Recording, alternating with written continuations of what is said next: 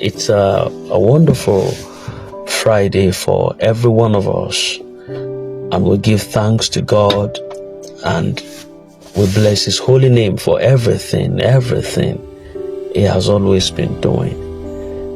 Now, lately, there has been another wave of anticipation that is tied around a date.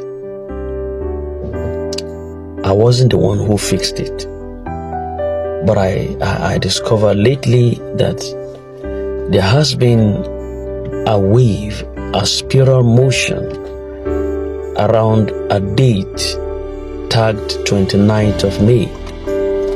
It has surfaced repeatedly in discussions, in dreams, in some spiritual insights. Now, no one has officially tied anything specific to the date, but it appears there is a strong sense in the air that something is about to shift. Could it be the day of this long-awaited disbursement? Could it mark the activation of this mandate? Could it be the fulfillment of divine promises spoken years ago? We do not know the full picture yet, but this much is clear. If May 29th is the day, then praise God. Let His will be done. Until then, we wait, not passively, but with active faith. We will prepare our documents as usual. We're going to align our expectations as usual. And most importantly, we're going to stay spiritually alert and awake. And I think for the records, I want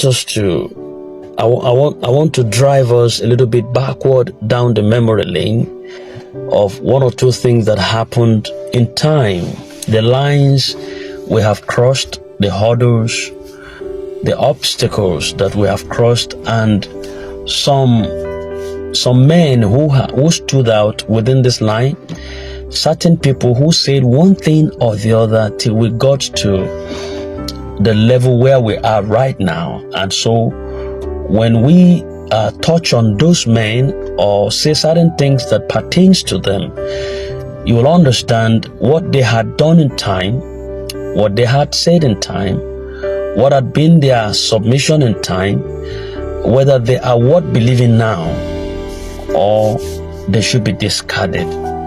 So I just want to take us down the memory lane so that we know where we are and where we're headed. In this moment that we have right now, that is riddled with some measure of delays, uncertainties, and some conflicting voices in the atmosphere, sometimes endless speculations coming from some organs, I believe that a few moments stand out as turning points, which we can always make some references to. There are some defining events that alter the course of our expectations. It also reshaped some public opinions, and in the process, they solidified trust in people that have been chosen by God to lead in one way or the other within this ecosystem. One of those moments, sorry, I think it's raining now, so in case you are hearing some sounds at the background, it's just the raindrops. So one of those moments was one time when Osim successfully convinced Nigeria that Apostle Ken Nwakama is the true mandate holder of the UAAG, and it is not Theobarth, as many had initially believed. And for months, The atmosphere was clouded with so much confusion within that time that beneficiaries were trapped in cycles of hopes and disappointments. They were unsure of who to believe or what to expect in the foregoing. The name Theobarth was everywhere. It was firmly stamped in the minds of some grant seekers as the face of the promise. But then there came a shift, a divine turning point that was initiated by Osim. Osim declared it to the people that the real mandate owner and the real mandate holder is the country director, Apostle Professor Ken Onwakama. That was one. It was. It wasn't also just Osim. What Osim said that actually count. It wasn't just what he said, but the way he said it. He said it with some measure of facts and clarity, with some spiritual conviction that couldn't have been faked. After all, he presented Apostle Ken not just as another player in the grand space, but as the one that God had chosen, the real person that was the truth mandate, standing in alignment with the heavenly blueprint of the grant disbursement. Now, I saw then that it was a moment of awakening for many people. The blindfolded of misdirection fell off the eyes of countless Nigerians. Then for the first time, people were not just hoping, they were believing with purpose. And then, just like that, the narrative changed. Suddenly, the winds shifted. The whispers on the streets, the chatter within the community groups, and the discussions in prayer houses also were echoing the same thing. Apostle Ken has the mandate. He is the one to watch. Now, this wasn't just public opinion. It was a spiritual attainment and realization. Now, but as always, where there is truth, lies often rush in also to oppose it. I could remember that as more Nigerians started aligning with our revelation about Apostle Ken being the mandate holder, the AGPGN began to release some counter statements to confuse the public. Then, and their first line of attack was that anybody can disburse the grant. Apostle Ken's name is not in the official document. That was their first line of attack then. And that was a strategic move that was aimed at planting seeds of doubt. But those seeds never took root. Why? Osim came out once again. He came forward with boldness and clarity to debunk that misinformation. He did not merely just defend Apostle Ken then, he promoted it with more passion, reminding us and everyone that God doesn't work by popular vote or manipulated documents. He also reminded us then that the presence of a name in a paper doesn't equate to divine mandate. Or spiritual assignments come with heavenly backing, not with human validation. So that moment was another turning point. More hearts turned in, more minds opened, the faithful head on even very much tighter. But then, I'm just casting our mind back to the memory lane. So then the AGPGN was not done. They weren't done. They returned again with another narrative that was designed to incite disappointment and lower some expectations in people's mind. What did they say? Then they claimed that the sharing formula for disbursement had been finalized and that each beneficiary will receive merely 100,000 or at most 300,000. And that singular declaration by the AGPGN sent some shockwaves into the hearts of the people. Social media boiled. It boiled with outrages. People began to question again. But then Osim came out again. He stepped in like a spiritual firefighter, extinguished the blaze of that misinformation before it consumed the people and the masses. He debunked that claim entirely and spoke to us with a firm tone of a father who refuses to see his children being deceived. What did he tell us? I could remember he reminded us then that each beneficiary's portion runs into the millions, not mere thousands. And the grant was not a political stipend, but a divinely ordained economic shift that was to come for everyone who believed in it. The amount that was spoken by AGPGN was a mockery of the magnitude of the covenant that God had made with his people. It was a mockery, a total mockery. So then Osim didn't just restore the hope, he rekindled it. And for that, many of us will be thankful for that debunking assertion that came to him and rejig our hope again back to life. Now, why in times of confusion,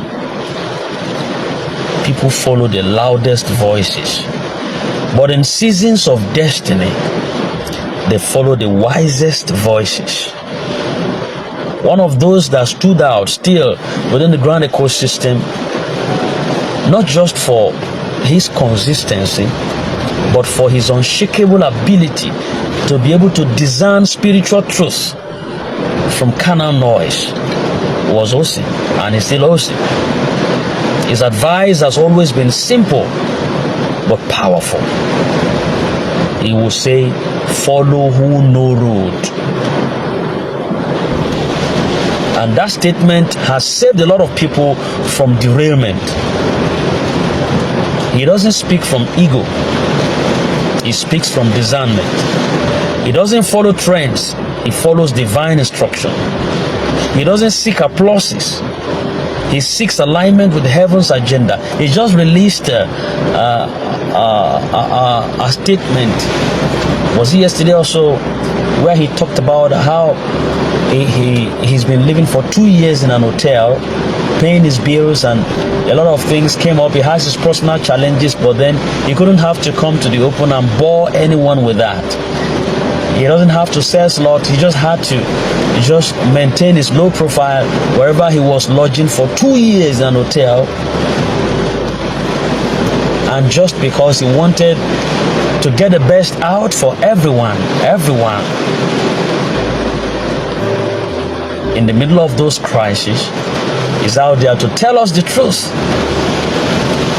Those truths might have failed at different times, but you should see, one thing that we should look at is there is a man still left behind telling the truth, telling us about things that happens on the inside and what could have broken our hearts at different times. He came to debunk it that is not so. He just debunked one about the breakdown of machine that sent some people into the hospital. And a lot of personalities, after hearing that, they came up again. Some that would have passed on through that shock waves. You know, while others rushed to go viral, he stood still and waited for divine validation every time. That kind of leadership is rare, it's precious, and it appears prophetic. And because of that, thousands of people have also refused to be moved by new voices in the air. Fake reports, shifting timelines will remain grounded, not in noise, but in conviction. In conviction. So that wave that is rounding now, that is moving now, May 29th, if this is the will of God, then praise God, let his will be done. If this is the will of God, then praise God and let his will be done.